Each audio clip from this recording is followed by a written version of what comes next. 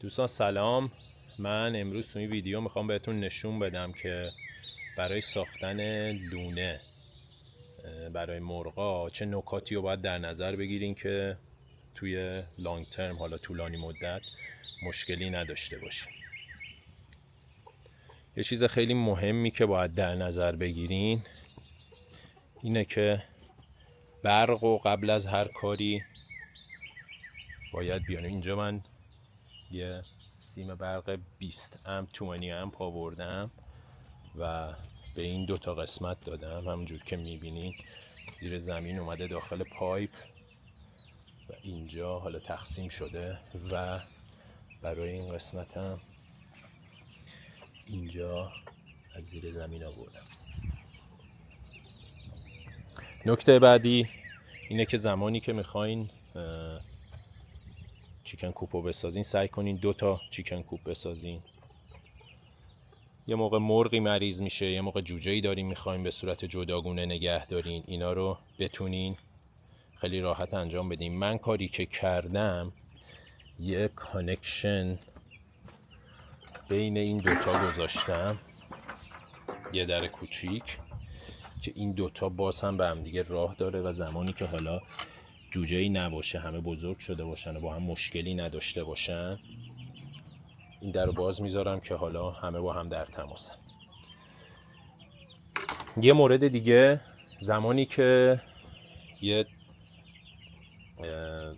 مرغ جدید میارین، خروس جدید میارین، حتما باید به مدت 1 هفته 10 روز تا 2 هفته اینا جداگونه توی محیطی نگهداری بشن ولی همدیگر ببینن. پس حتما باید بینشون یه توری باشه، اینجوری نباشه که یه دیواری باشه همدیگر رو نبینن. اینا جنگاشون رو از پشت دیوار، از پشت توری میکنن، خیلی به همدیگه عادت میکنن و بعد میتونین اینا رو با همدیگه قاطیشون کنی، یعنی اجازه بدیم با هم باشن. نکته بعدی برای این قسمت، حالا من بهش میگم بیشتر بیمارستان یا هاسپیتال، حالا یا هر چیز دیگه میخواین اسمشو بذارین، چیزی که من به مشکل خوردم اینه که این توریا شبکه‌اش بزرگه و جوجه ها میتونستن از این برن بیرون. حتما یه توری ریزم این پایینش کار بکنین. همونجور که میبینین این خیلی ریزتره که جوجه ها نتونن، جوجه های حالا 1 روزه 2 روزه از بینش برن بیرون. اگه هوا گرم باشه بخواین بیرون نگه دارین. البته من پیشنهاد میکنم که جوجه های 1 روزه 2 روزه رو به هیچ عنوان تو این محیط نگه ندارین، حتما داخل کوپ باشن یا جایی باشن که خیلی سیف باشن. مورد بعدی، توری مرغی به هیچ عنوان استفاده نکنی.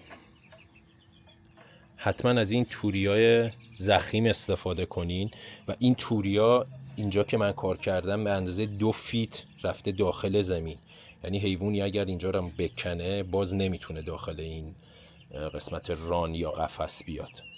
خیلی این نکته مهمیه، باید دقت بکنین بهش. کف قسمت رانتون حتما باید خاک باشه، یعنی یه موقع شروع نکنین اینجا رو کانکریت کنین یا کاشی کنین یا هر چیز دیگه ای. باید خاک باشه، اینا دسترسی به خاک داشته باشن و بتونن اینجا خاک بازی بکنن.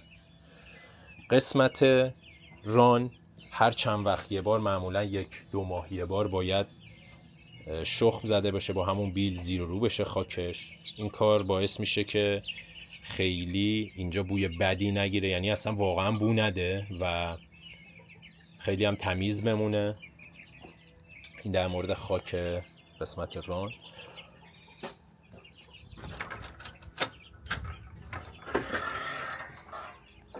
در مورد خود کوپ که بخوام توضیح بدم، ما چون اینجا زمستونای خیلی سردی داریم، من دیواره اینو 2 جداره ساختم و عایق حرارتی بین دیوارا، سقف و کلا همه جا اگه دقت کنین این در ضخامتشو ببینین، این درم عایق حرارتی داره، هم کفش هم دیوارا هم سقف عایق حرارتی کار کردم. مورد بعدی برمیگرده به سقف که خیلی خیلی مهمه. هواکش 100% باید هواکش داشته باشن، یعنی اگه هواکش نمیذارین چیکن کوپ درست نکنین در این حد. باید به این موضوع دقت بکنید. این چواکش اکثرا روشنه، یعنی زمستونا فقط یه تایمی من خاموش میکنم، حتی بعضی تایما تو زمستونم روشن میکنم. اینجا من یه هیتر گذاشتم، هیتر سقفیه که تو زمستون هر موقع لازم میشه واسه شون روشن میکنم.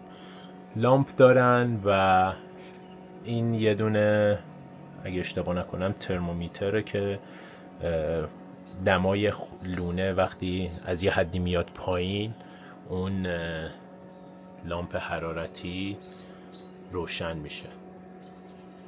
من برای اینا یه دوربینم اینور گذاشتم که همیشه حواسم بهشون هست.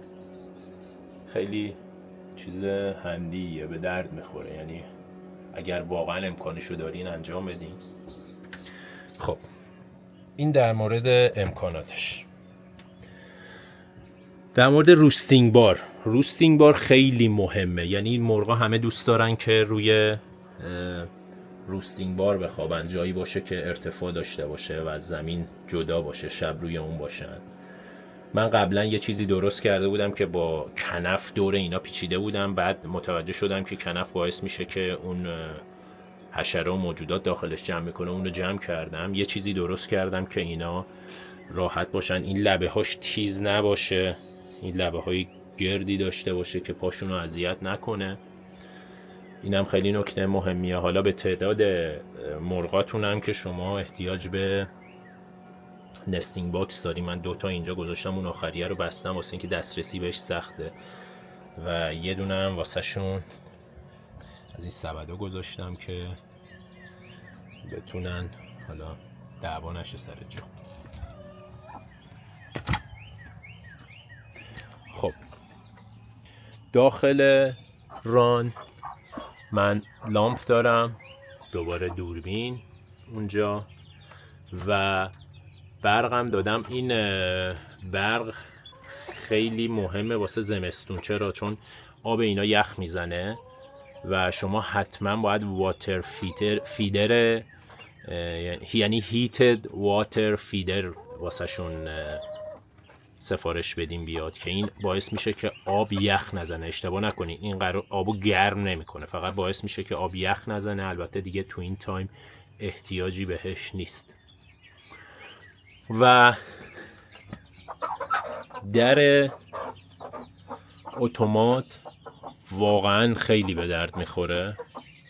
من چندین در مختلف رو امتحان کردم ولی این برند ران چیکن خیلی به درد بخوره. باتریش شاید سالی یه بارم احتیاج به تعویض نداره. البته سریای جدیدش با سولار هستش، یعنی هم باتری میخوره هم سولار هست و فکر کنم 4-5 سال شاید طول بکشه که شما احتیاج به تعویض باتری داشته باشید.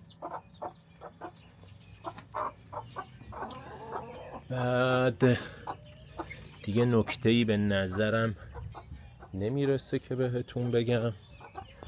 واسه قسمت سقف رانم من اینجا رو کلن سقفشو پوشونده بودم، ولی بعد به خاطر اینکه نور بگیره اینجا رو باز کردم که نور بگیره. ولی پیشنهاد میکنم شما حتما قسمت رانتون رو اگر باز تو مناطق سردسیر هستین، این حالت از این اسمشم خیلی نمیدونم چی میشه، ولی از همین گرانیت های پلاستیکی استفاده کنین که نور بگیره. و اینا زمانی که توان خیلی دوست دارن حالا دسترسی به آفتاب داشته باشن یا آفتاب بهشون بتابه. این نکاتی بود که برای ساخت یه کوپ خوبه، چیکن کوپ یا همون لونه مرغ، من به ذهنم میرسید بهتون گفتم. مورد دیگه ای به ذهنم نمیاد. اگر اینا رو رعایت کنین خیلی خیلی کارتون راحت میشه، دردسر ندارین، مشکل مثلا حمله حیوانات دیگر رو ندارین، مینتیننستون خیلی میاد پایین با گذاشتن این در اتومات. و دیگه همین دیگه. حالا تا ویدیوهای بعدی.